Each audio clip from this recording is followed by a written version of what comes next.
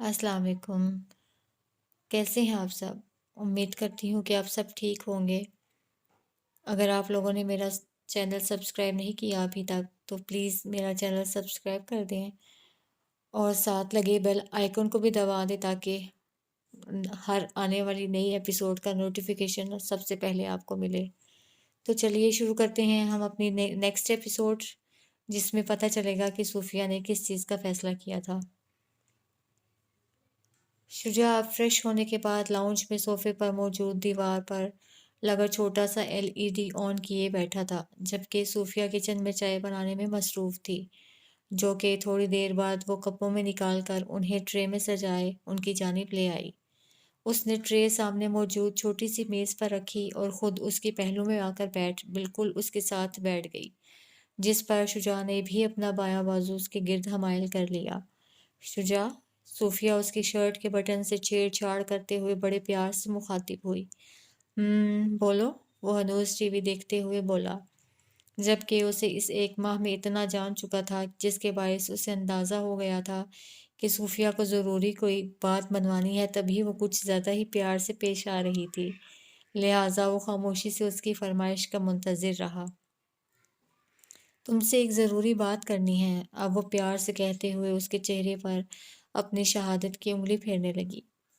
بولو، سن رہا ہوں میں۔ وہ اس کے بالوں میں انگلیاں چلاتے ہوئے ٹی وی بند کر کے پوری طرح اس کی جانب متوجہ ہو گیا اور ساتھ ہی ہاتھ بڑھا کر چائے کا کپ بھی اٹھا لیا، جبکہ وہ بات شروع کرنے کے لیے لفظ ترتیب دینے لگی۔ ہمارے ساتھ اس گھر میں جو کچھ بھی ہوا وہ ایک حادثہ ہی تھا۔ ٹھیک ہے، رومان جعفری نے ایک پلان کے تحت ہمیں وہاں پھنسایا تھا، مگر انہیں خود بھی علم نہیں تھا کہ معاملہ اتنا بگڑ جائے گا، لیکن پھر انہوں نے ہماری مدد کرنے کی بھی پوری کوشش کی۔ اس دوران جب بھی ہمارا ہاسپٹل سے واسطہ پڑا انہوں نے ہی اس کے سارے بل وغیرہ ادا کیے، پھر بنا کوئی پیسوں کا تقاضا کیے انہوں نے اتنے وقت ہمیں اپنے گھر میں رہنے دیا۔ مطلب کہ وہ ایک اچھے انسان ہیں، بس جذبات میں لیے گئے کچھ فیصلوں کی وجہ سے وہ الجھ گئے ہیں۔ اس نے کافی لمبی تمہید باندھی، جسے شجاع چائے پیتے ہوئے خاموشی سے سنتا رہا۔ پھر ہم نے آدھے پلان پر تو سمجھو عمل کر ہی لیا تھا، یعنی تم نے آفتاب سے دوستی بڑھا لی تھی، بس اسے ڈرا کر سچ اگلوانا باقی رہ گیا تھا کہ یہ سب ہو گیا۔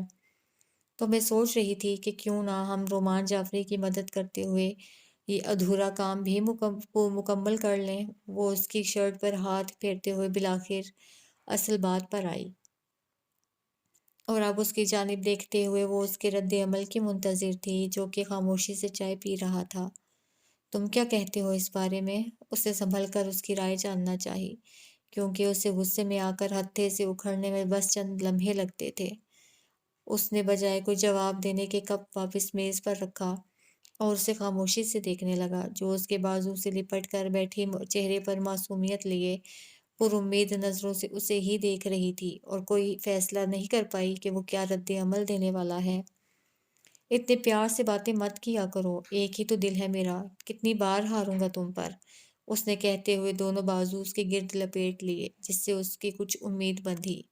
مطلب تم غصہ تو نہیں ہونا میرے یہ بات کرنے سے؟ اس نے اس کے سینے سے لگے ہوئے تائید چاہی۔ بات پہ غصہ آ سکتا تھا، مگر ہوشیاری دکھاتے ہوئے جو طریقہ تم نے اختیار کیا ہے بات کرنے کے لیے، اس کی وجہ سے تو فی الحال پیار آ رہا ہے، اس نے اپنی ٹھوڑی اس کے سر پر ٹکاتے ہوئے برملا اعتراف کیا۔ تو اب اسی پیار سے بتا بھی دو کہ تمہاری کیا رائے ہے اس بارے میں، اس نے لوہا گرم دیکھ کر چوٹ ماری۔ مجھے پتا ہے کہ اپنی ہمدردانہ فطرت کی وجہ سے تمہیں رومان جعفری سے ہمدردی ہو رہی ہے اور تم ان کی مدد کرنا چاہتی ہو، مگر ذرا ایک بار غور سے سوچو تو صحیح، ہمارے ساتھ جو کچھ بھی وہاں ہوا کیا وہ معمولی بات تھی؟ اور کچھ نہیں تو اس نشان کو ہی دیکھ لو جو ان بری یادوں کی نشانی کے طور پر رہ گیا ہے۔ اس نے صوفیہ سے الگ ہوتے ہوئے اس کا دایاں ہاتھ آگے کر کے کہا، جس کی کلائی پر گہرے کٹ کا نشان موجود تھا، اور یہ وہی کٹ تھا جو صوفیہ نے بدحواسی میں شیشے کے ٹکڑے سے اپنے ہاتھ پر لگائی تھی۔ مجھے سب یاد ہے شجاع، لیکن ذرا تم بھی تو غور سے سوچو کہ اس سب میں ساری غلطی تو رومان جعفری کی نہیں تھی نا؟ اس نے نرمی سے دھیان دلایا، جس پر وہ کچھ کہنے کے بجائے خاموشی سے اسے دیکھتا رہا۔ تم نے وعدہ کیا تھا شجاع کہ میری ساری باتیں مانو گے، اس نے لاڈ سے یاد دلایا۔ ہاں کیا تھا، لیکن یہ نہیں کہا تھا کہ تم کنویں میں گرنے کی فرمائش کرو گی اور میں تمہیں گرنے دوں گا۔ وہ بھی ترکی بہ ترکی بولا۔ مطلب تم یہ ادھورا کام پورا کرنے کے لیے راضی نہیں ہو؟ اس نے گہری سانس لیتے ہوئے آخری بار پوچھا، جس پر وہ کچھ دیر خاموش رہا۔ راضی ہوں، لیکن میری ایک شرط ہے، وہ سنجیدگی سے گویا ہوا۔ وہ کیا؟ اسے تجسس ہوا۔ یہ کام پورا ہو جانے کے بعد وہ سنجیدگی سے کہتے ہوئے رکا، مجھے ایک پیاری سی بیٹی چاہیے۔ اگلے ہی پل اس نے شوخی سے فرمائش کی، جس پر اس نے یکدم جھینپ کر نظریں جھکا لی۔ مغرب کا وقت ہونے والا ہے، نماز کی تیاری کرو جا کے، ورنہ پھر الٹے سیدھے خواب دیکھ کر خود بھی ڈرو گے اور مجھے بھی ڈراؤ گے۔ صوفیہ نے اس کے گال پر ہاتھ رکھ کر اس کا رخ دوسری جانب کرتے ہوئے بات بدلی، جس پر وہ محظوظ ہو کر مسکرا دیا۔ اگلے دن کے سورج نے طلوع ہو کر ہر سو اجالا کر دیا تھا، جس کے بعد حسب معمول شجاع آفس جانے سے قبل اس وقت اسٹیٹ پر کامی کے پاس موجود تھا۔ اور آپ لوگوں کو لگتا ہے کہ 1 ڈیڑھ ماہ کے وقفے کے بعد بھی وہ آفتاب آسانی سے ہاتھ آ جائے گا؟ ساری بات سن کر سنگل کرسی پر موجود دونوں بازو میز پر ٹکائے بیٹھے کامن نے تعجب سے پوچھا۔ ہاں آنا تو چاہیے، اس سے کہہ دوں گا کہ ایکسیڈنٹ وغیرہ ہو گیا تھا میرا، اسی لیے کسی سے رابطہ میں نہیں تھا، یا کوئی بھی جھوٹی کہانی سنا دوں گا۔ سامنے موجود کرسی پر بیٹھے شجاع نے پیپر ویٹ گھماتے ہوئے سہولت سے کہا۔ تو پھر رومان جعفری سے کب رابطہ کریں گے آپ؟ اس نے دوسرا سوال اٹھایا۔ آج آفس سے آنے کے بعد میں اور صوفیہ جائیں گے ان کے گھر اس حوالے سے بات کرنے، دیکھو پھر کیا ہوتا ہے آگے۔ اس نے اپنا ارادہ بتایا۔ اور منیب بھائی کو بتائیں گے کیا کہ ہم لوگ دوبارہ اس معاملے میں انوالو ہو رہے ہیں؟ اس نے رازداری سے پوچھا۔ اس کو بتایا تو ہتھے سے ہی اکھڑ جائے گا وہ۔ اس کا رد عمل تصور کر کے ہی شجاع محظوظ ہو کر مسکرایا۔ یہ تو ہے، مطلب انہیں کچھ نہیں بتانا؟ اس نے مسکراتے ہوئے تائید کر کے پوچھا۔ اگر چاہتے ہو کہ تمہارے گھر سے باہر آنے پر پابندی نہ لگے تو مت بتانا، اس نے شرارت سے معنی خیز جواب دیا، جس پر وہ بھی مسکرا دیا۔ دن تیزی سے گزرتے ہوئے شام میں تبدیل ہو گیا اور حسب ارادہ شجاع اور صوفیہ اب رومان جعفری کے گھر کے ڈرائنگ روم میں موجود تھے۔ عبائے میں ملبوس صوفیہ شجاع کے ہمراہ ایک ڈبل صوفے پر موجود تھی اور دونوں ہی رومان جعفری کے منتظر تھے، جن کا ملازم انہیں ان کے آنے کی اطلاع کرنے گیا تھا۔ ویسے رومان جعفری کو دیکھ کر ایک بات تو بہت اچھے سے سمجھ آ گئی۔ چہرے پر سے نقاب سرکا کر نیچے کرتے ہوئے صوفیہ گویا ہوئی۔ وہ کیا؟ اس نے دونوں ہاتھوں کی انگلیوں کو آپس میں پیوست کرتے ہوئے پوچھا۔ انسان کے پاس کتنی ہی دولت و آسائشیں کیوں نہ ہو، لیکن اگر ساتھ پیار کرنے والے رشتے نہ ہوں تو سب بیکار لگتا ہے۔ سکون کا تعلق دولت سے نہیں، محبت سے ہوتا ہے۔ وہ ان کے عالیشان ڈرائنگ روم کا جائزہ لیتے ہوئے بولی، اور اس سے قبل کہ وہ کوئی جواب دیتا، اسی اثنا میں رومان جعفری ڈرائنگ روم میں داخل ہوئے، جنہیں دیکھ کر دونوں اپنی جگہ پر سے اٹھ کھڑے ہوئے، جبکہ وہ انہیں یہاں پا کر دنگ رہ گئے۔ السلام علیکم، شجاع نے سلام کیا۔ وعلیکم السلام، آپ لوگ یہاں؟ وہ خوشگوار حیرت سے کہتے ہوئے ان کی جانب آئے اور ساتھ ہی شجاع سے مصافحہ کر کے صوفیہ کے سر پر ہاتھ رکھا۔ بس کچھ ضروری بات کرنی تھی آپ سے، اس نے آمد کا مقصد بتایا۔ ضرور ضرور، بیٹھیں آپ لوگ، انہوں نے خوش دلی سے کہتے ہوئے صوفے کی جانب اشارہ کیا اور خود بھی ان کے مقابل سنگل صوفے پر بیٹھ گئے، جبکہ یہ دونوں بھی دوبارہ اپنی جگہ پر براجمان ہو گئے۔ سب سے پہلے تو اپنے بارے میں بتائیں آپ لوگ کہ کیسی گزر رہی ہے زندگی؟ وہ خوشگوار انداز میں گویا ہوئے۔ الحمدللہ، ہماری سوچ سے بھی کہیں زیادہ اچھی، اس نے مسکراتے ہوئے جواب دیا۔ ماشاء اللہ، اللہ پاک یوں ہی شاد و آباد رکھے آپ لوگوں کو، انہوں نے فوراً دعا دی۔ اسی دوران ملازمہ ایک ٹرالی میں چائے کے ساتھ کچھ لوازمات سجائے روم میں داخل ہوئی اور انہیں سلیقے سے بیچ میں موجود کانچ کی میز پر سجانے کے بعد وہاں سے چلی گئی۔ آپ سنائیں سر، کہاں مصروف ہیں آج کل؟ شجاع نے ان سے پوچھا۔ ہمیں کہاں مصروف ہونا ہے، بس کام اور ہم ایک دوسرے کے ساتھ مصروف رہتے ہیں۔ وہ پھیکے پن سے مسکرائے۔ اب بتائیں آپ لوگ کہ آج کیسے یاد کر لیا اس گنہگار انسان کو؟ انہوں نے مذاق میں طنز مارا، جس پر پہلے دونوں نے ایک دوسرے کو دیکھا، گویا نظروں میں ہی بات شروع کرنے کی بات کر رہے ہوں۔ پھر دوبارہ ان کی جانب متوجہ ہوتے ہوئے شجاع گویا ہوا۔ دراصل سر، بات یہ ہے کہ ہم سوچ رہے تھے کیوں نہ جو کام ادھورا رہ گیا تھا اسے پورا کر لیا جائے۔ اس نے دبے دبے لفظوں میں بات شروع کی۔ क्या मतलब? وہ समझे नहीं। जिस का मतलब के बाद फिर शुजा ने सारी बात उन्हें बता दी कि वो लोग यहाँ क्या सोच कर आए हैं। जबकि उसकी बात सुनकर वो यूं हक्का बक्का रह गए, गोया उन्हें अपनी समात पर यकीन न आया हो। हमारा ख्याल तो ये था, अब आप बताएं सर कि आपका क्या इरादा है? क्या आप अब भी चाहते हैं इस मंसूबे पर अमल करना जो अधूरा रह गया था? सारी बात बताकर उसने आखिर में पूछी। ये तो वो बात हो गई कि आप अंधे से आकर पूछ रहे हैं कि अभी उसे बिनाई चाहिए। उन्होंने खुशगवार हैरत के साथ जवाब दिया। मतलब सर आप तैयार हैं दोबारा से इन सब के लिए? शुजा ने तायद चाही। बिल्कुल, क्यों नहीं? मैं तो उम्मीद ही छोड़ चुका था कि अब शायद ये सब कुछ ठीक हो सके। मगर आप लोगों ने यूं आकर समझे मुझे नई उम्मीद दे दी, वो खुशी से बोले, जिस पर दोनों बेसाख्ता एक दूसरे को देखने लगे। सबकी बाहमी रजामंदी के बाद बिलाखिर इन लोगों ने दोबारा इस काम को तकमील तक पहुंचाने के लिए कमर कस ली थी, जो कि अधूरा रह गया था और जिसे इस बार हर हाल में मुकम्मल करना था, क्योंकि बात एक मासूम के इंसाफ की थी। सारा प्लान तो पहले ही रेडी था, बस उस पर अब तक अमल दरामद नहीं हो सका था, जो कि अब होने वाला था। और होने वाला तो कुछ और भी था, जो ना तो उनके प्लान का हिस्सा था और ना ही किसी के वहमो गुमान में था। आफ़ताब अपने इसी मख़सूस मग़रूर अंदाज़ में ऑफ़िस रूम में बैठा लैपटॉप पर कुछ काम कर रहा था। तभी उसके टेबल पर रखा फ़ोन बजा, जिसका रिसीवर उठाकर उसने कान से लगाया।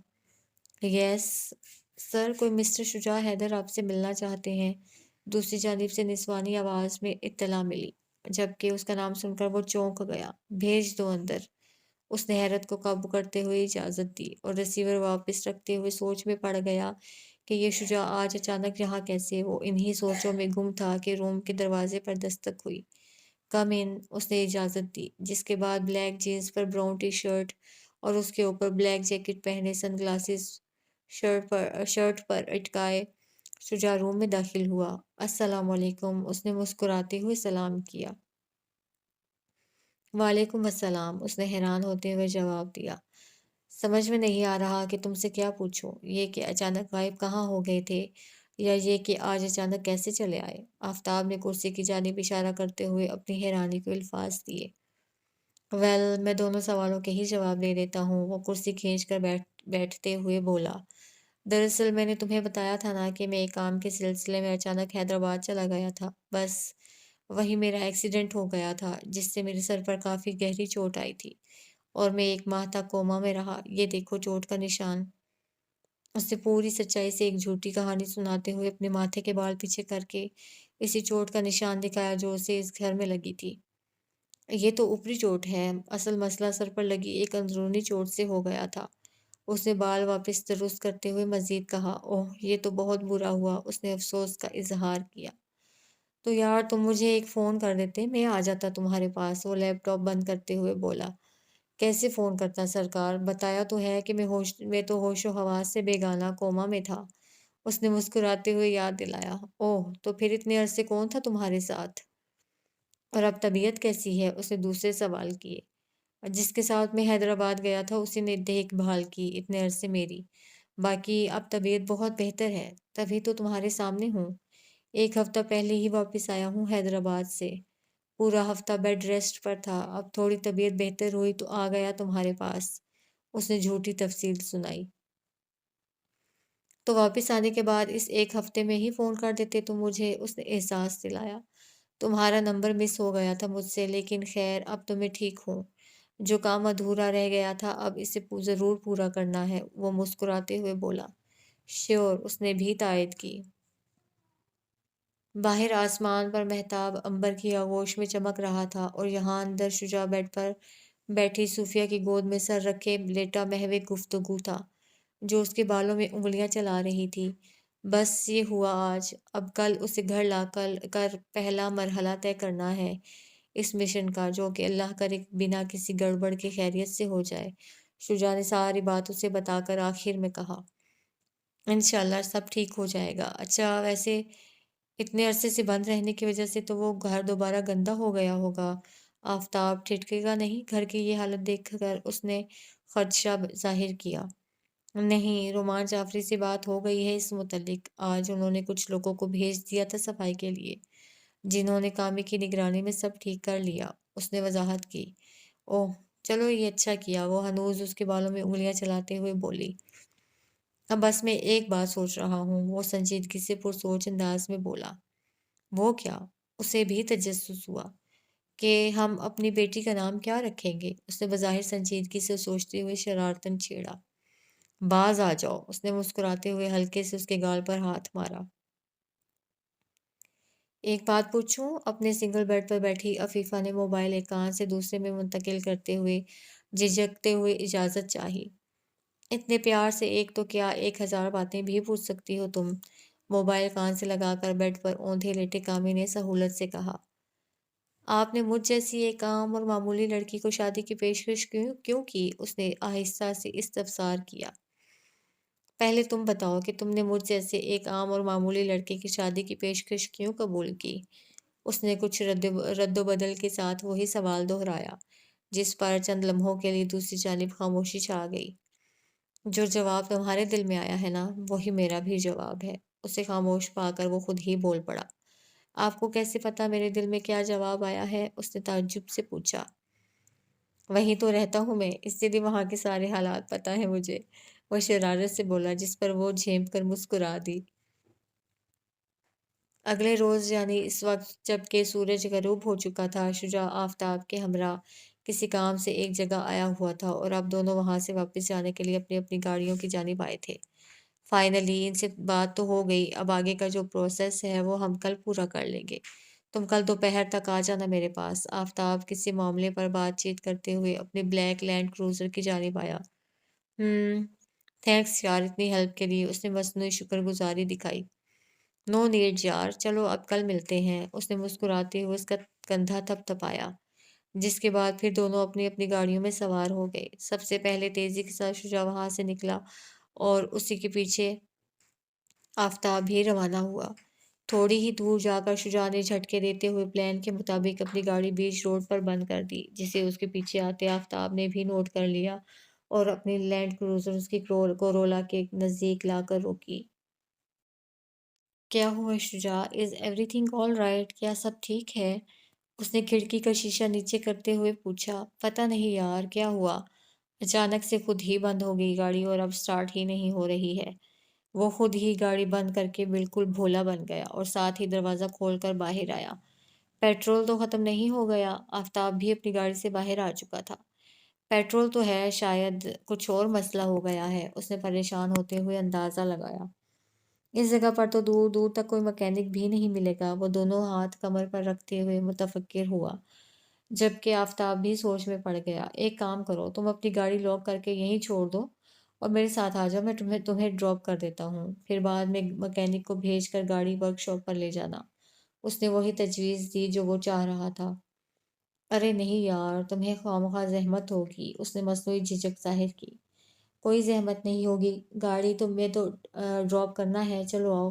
جلدی سے گاڑی لاک کر کے وہ حکم دیتے ہوئے دوبارہ ڈرائیونگ سیٹ پر بیٹھنے لگا، جبکہ شجاع یہی تو چاہتا تھا، اسی لیے بنا مزید کوئی ضد بحث کیے وہ بھی اپنی گاڑی لاک کر کے فرنٹ سیٹ پر آ بیٹھا، جس کے بعد اس نے گاڑی آگے بڑھا دی۔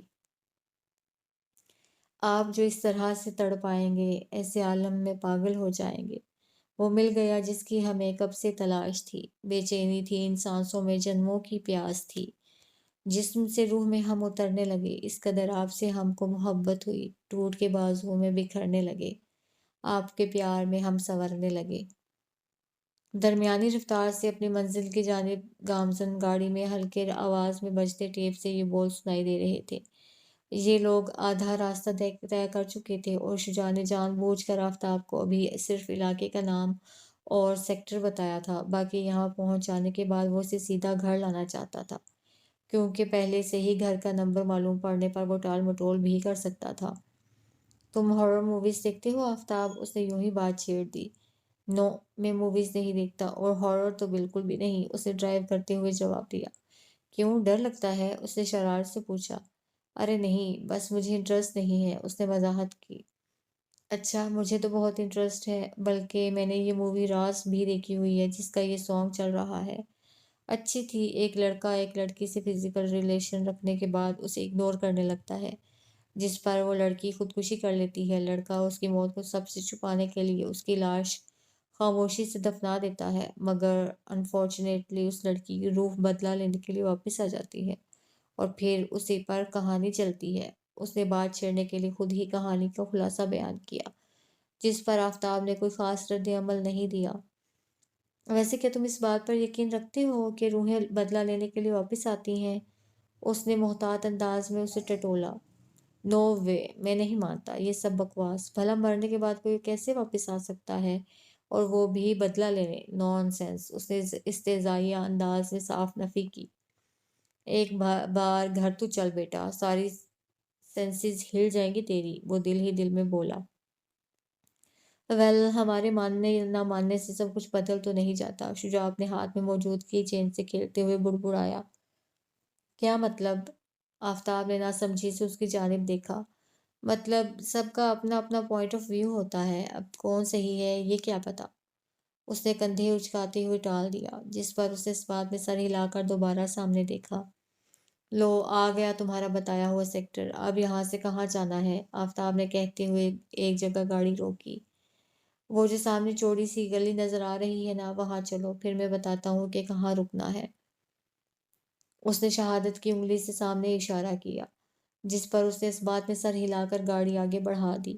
گلی میں داخل ہونے کے بعد شجاع نے اسے سیدھے جانے دیا، جبکہ خود وہ کن اکھیوں سے اس کی تاثرات کا جائزہ لیتا رہا، جس سے پتہ چلا کہ وہ دھیرے دھیرے حیرانی کی لپیٹ میں آنے لگا تھا۔ بس یہاں روک دو، شجاع نے گلی کے اختتام پر بنے ایک گھر کے سامنے پہنچ کر کہا، جس کے باعث آفتاب نے بریک پر دباؤ ڈالا اور گاڑی این ہاؤس نمبر 396 کے سامنے رکی، جسے دیکھ کر وہ دنگ رہ گیا۔ یہ ہے میرا گھر، ہاؤس نمبر 396، تبھی شجاع بولا، جس پر وہ یکدم چونک پڑا۔ اسی اثنا میں شجاع گاڑی سے باہر آیا، اور ساتھ ہی یہ دیکھ کر اسے خوشگوار حیرت ہوئی کہ آفتاب بھی خود ہی گاڑی سے اتر آیا، ورنہ اسے لگا تھا کہ اس کام کے لیے اسے کافی اصرار کرنا پڑے گا۔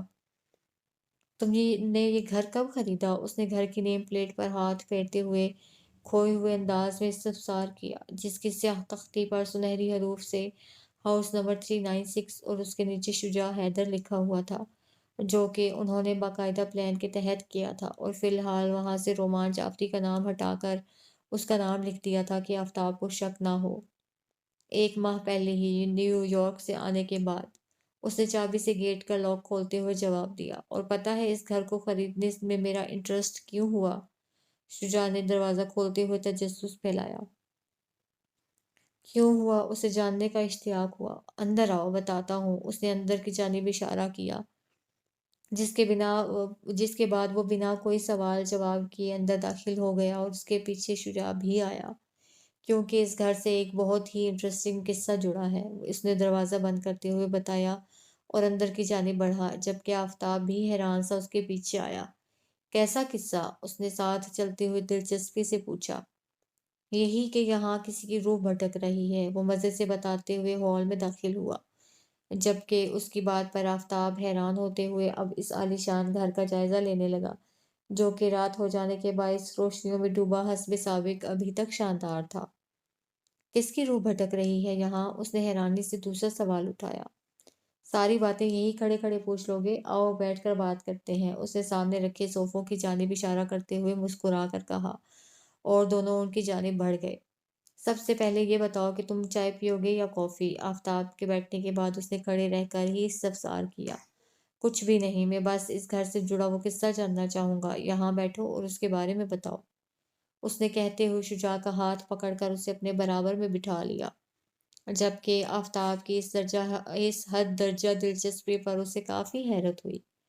ویل، یہاں کے لوگوں کا کہنا ہے کہ 5 سال پہلے یہاں ایک لڑکی نے خود کو آگ لگا کر خودکشی کر لی تھی۔ اس کی مدر کی تو پہلے ہی ڈیتھ ہو چکی تھی، اور اس کی سوسائڈ کے بعد اس کے فادر بھی کافی ڈسٹرب ہو کر یہ گھر چھوڑ کر چلے گئے، جس میں پھر اس لڑکی کی روح اس سے بدلہ لینے کے لیے بھٹکنے لگی، جس کی وجہ سے اس نے خودکشی کی تھی، اور وہ کہ لڑکا ہے جسے محبت کے نام پر اس کی عزت تار تار کر دی تھی، جس کا اب اسے انتقام چاہیے۔ اس نے منصوبے کے تحت نہایت سنجیدگی سے ساری بات بتائی، جسے وہ بغور سنتا رہا۔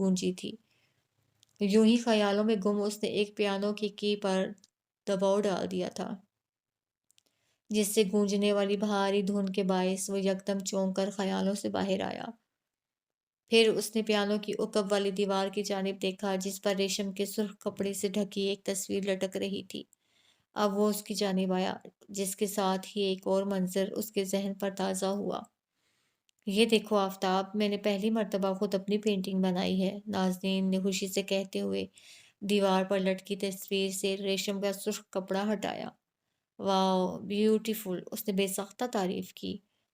پتہ ہے پورے 2 مہینے لگے مجھے اسے بنانے میں، اس نے اپنی مشقت کا ذکر کیا۔ وہ تو اسے دیکھ کر ہی لگ رہا ہے کہ کتنی محنت کی گئی ہے اس پر، اس نے گویا تسلیم کیا۔ تھینکس، وہ مسکراتے ہوئے بولی اور واپس اس پر کپڑا ڈھک کر اسے کانچ کے باکس میں بند کرنے لگی۔ ارے یہ کیا؟ اتنی خوبصورت تصویر کو تم چھپا کیوں رہی ہو اور اسے باکس میں کیوں رکھا؟ اس نے حیرت سے استفسار کیا۔ مما کہتی تھیں کہ گھر میں جانداروں کی تصویریں نہیں لگاتے، اسی لیے اسے بنا کر یہاں لٹکا کر میں نے اپنا شوق پورا کر لیا اور اسے ڈھک کر مما کی بات بھی مان لی اور باکس میں لاک کر کے اسی لیے رکھ رہی ہوں تاکہ میری اجازت کے بنا کوئی اسے دیکھ نہ سکے۔ ہوں نا میں انٹیلیجنٹ؟ اس نے تصویر باکس سمیت واپس دیوار پر لگا کر وضاحت کرتے ہوئے آخر میں تائید چاہی۔ نو ڈاؤٹ، اس نے بھی مسکراتے ہوئے فوراً تصدیق کی۔ خیالوں سے واپس آتے ہوئے اس نے اس تصویر پر سے یہ سرخ کپڑا ہٹانے کے لیے اپنا دایاں ہاتھ آگے بڑھایا اور اس کپڑے کو تھام بھی لیا جس پر اب کانچ کے باکس کی قید نہیں تھی۔ آفتاب، تم یہاں کیا کر رہے ہو؟ اس سے قبل کہ وہ کپڑا ہٹاتا پیچھے سے شجاع کی آواز آئی جس پر وہ یکدم پلٹا۔ تم تو ہال میں بیٹھے تھے نا، یہاں کیوں آ گئے؟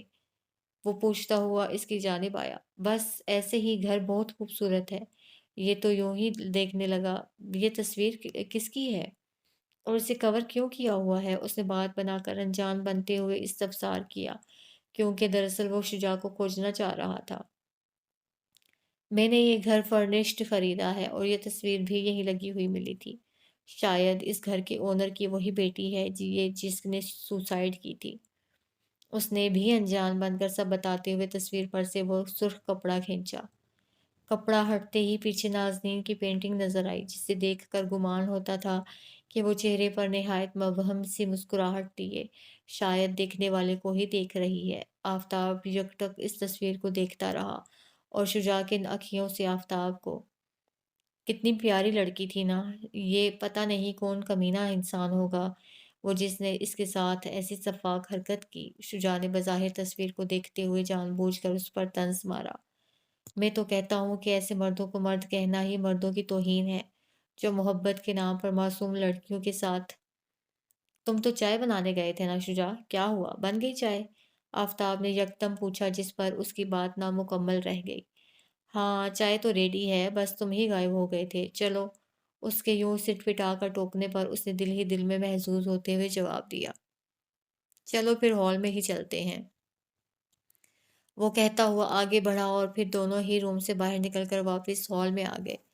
ویسے تمہارا رابطہ ہے کیا اس گھر کے پرانے اونر سے ابھی؟ آفتاب نے صوفے کی جانب آتے ہوئے پوچھا۔ نہیں، بس خرید و فروخت کے وقت ہی بات چیت ہوئی تھی، اس کے بعد کوئی رابطہ نہیں رہا، اور میں رابطہ رکھ کر کرتا بھی کیا؟ وہ صفائی سے جھوٹ کہتا ڈبل صوفے پر بیٹھا اور اسی کے برابر میں آفتاب بھی براجمان ہو گیا۔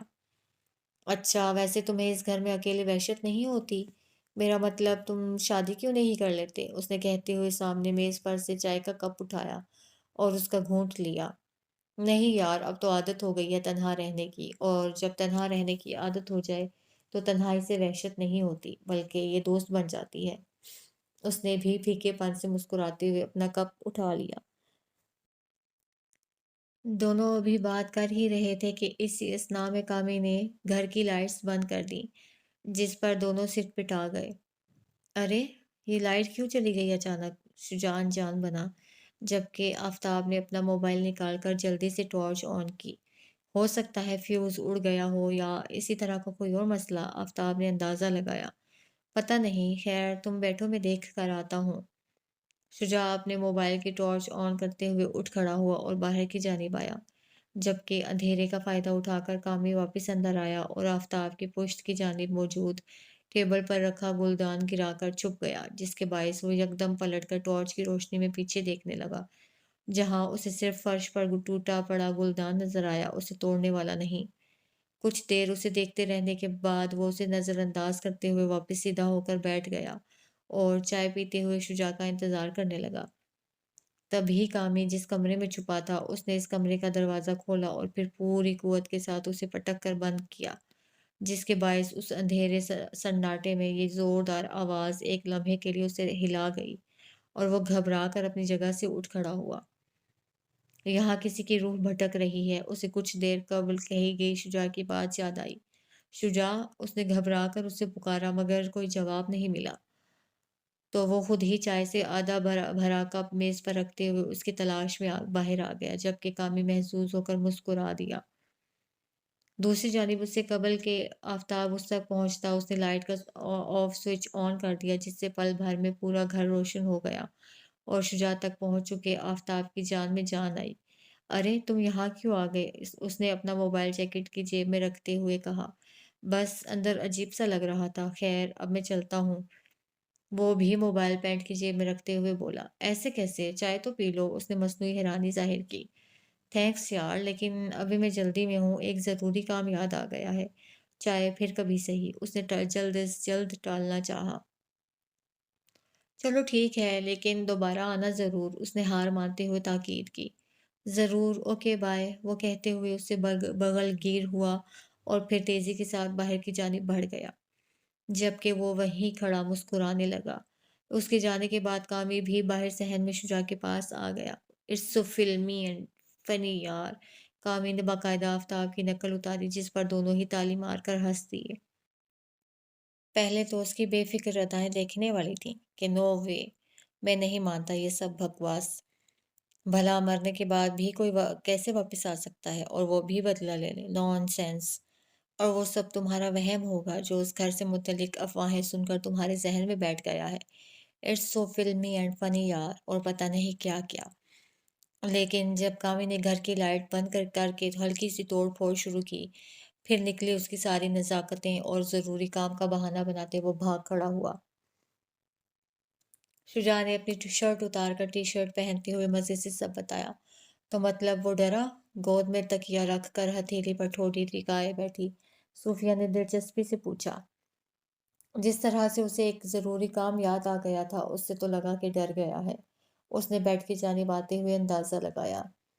اگر ایسا ہے تو پھر ہمیں زیادہ محنت نہیں کرنی پڑے گی، ایک دو بار میں ہی وہ آسانی سے ڈر کر سب سچ اگل دے گا، اس نے مستقبل کی پیشن گوئی کی۔ پھر یہ کام بھی مکمل ہوگا اور بس ایک کام رہ جائے گا۔ وہ صوفیہ کی گود میں رکھے تکیے پر سر رکھ کر لیٹا۔ کون سا؟ اس نے شجاع کے بالوں میں انگلیاں چلاتے ہوئے ناسمجھی سے پوچھا۔ اپنی بیٹی کے لیے شاپنگ کرنا، اس نے معنی خیزی سے بتایا۔ سو جاؤ، دیر سے سو کے پھر صبح اٹھ کر کہتے ہو کہ اتنی جلدی صبح کیوں ہو جاتی ہے؟ صوفیہ نے اس کے گال پر ہلکی سی چپت لگاتے ہوئے موضوع بدلا۔ زمین پر پڑتی سورج کی کرنوں نے اطلاع دی کہ آسمان پر سورج جلوہ افروز ہو چکا ہے، اور خلاف معمول آج سبزواری پیلیس کے ڈرائنگ روم میں اس گھر کے تینوں مکین، یعنی مسٹر اینڈ مسز سبزواری اور ان کا اکلوتا بیٹا آفتاب سبزواری، یہ سب اکٹھے ناشتہ کر رہے تھے، اور ایسا یہاں شاذ و نادر ہی ہوتا تھا۔ مرزا بتا رہا تھا کہ تم آج کل کسی اجنبی لڑکے کے ساتھ کافی نظر آ رہے ہو۔ کون ہے وہ؟ برہان سبزواری نے چھری اور کانٹے کی مدد سے آملیٹ کھاتے ہوئے پوچھا۔ وہ شجاع حیدر ہے، کچھ ٹائم پہلے جب میرا ایکسیڈنٹ ہوا تھا تو وہی مجھے ہاسپٹل لے کر گیا تھا، تب سے ہی جان پہچان ہو گئی ہے اس سے، اس نے سلائس پر مکھن لگاتے ہوئے سرسری سا بتایا۔ تو بس اتنی سی بات کے لیے تم نے اس کے ساتھ گھومنا پھرنا شروع کر دیا؟ کوئی فائدہ ہے بھی اس سے تمہیں یا نہیں؟ انہوں نے اپنے عزلی لاپرواہ انداز میں کہا، جبکہ ان کی بات پر اس نے بے ساختہ حیرانی سے ان کی جانب دیکھا کہ ان کے لیے اس کا ایکسیڈنٹ ہو جانا اور کسی کا اس کی مدد کرنا محض اتنی سی بات ہے۔ کچھ پوچھا ہے میں نے؟ انہوں نے اسے خاموشی سے اپنی جانب دیکھتا پا کر تھوڑی سختی سے دھیان دلایا۔ جی ہے فائدہ، وہ بے وقوف کچھ عرصے پہلے ہی نیو یارک سے سارا سیٹ اپ وائنڈ اپ کر کے یہاں آیا ہے، اور اب ان پیسوں کو یہاں انویسٹ کرنا چاہتا ہے، اور لکیلی اسے بزنس کا بھی کوئی خاص تجربہ نہیں ہے، اسی لیے میں نے اسے آفر کی ہے کہ میں یہاں اسے نیا سیٹ اپ کرنے میں ہیلپ کروں گا، جس میں ڈیفینیٹلی میں اپنا بھی پروفٹ رکھوں گا۔ وہ بھی واپس ایک خود غرض بزنس مین کی خول میں آ گیا۔ گڈ، وہ محض اتنا بولے، جس کے بعد انہوں نے نیپکن سے منہ صاف کیا اور بنا مزید کوئی بات چیت کیے باہر نکل گئے، اور تھوڑی دیر بعد اس کی والدہ محترمہ، جو ناشتے میں کم اور موبائل میں زیادہ مصروف تھیں، وہ بھی کال آ جانے پر کسی سے بات کرتی ہوئی وہاں سے اٹھ کر چلی گئیں، جس کے بعد اب آفتاب اس عالیشان ڈرائنگ روم میں عمدہ ناشتے کے ہمراہ تنہا رہ گیا۔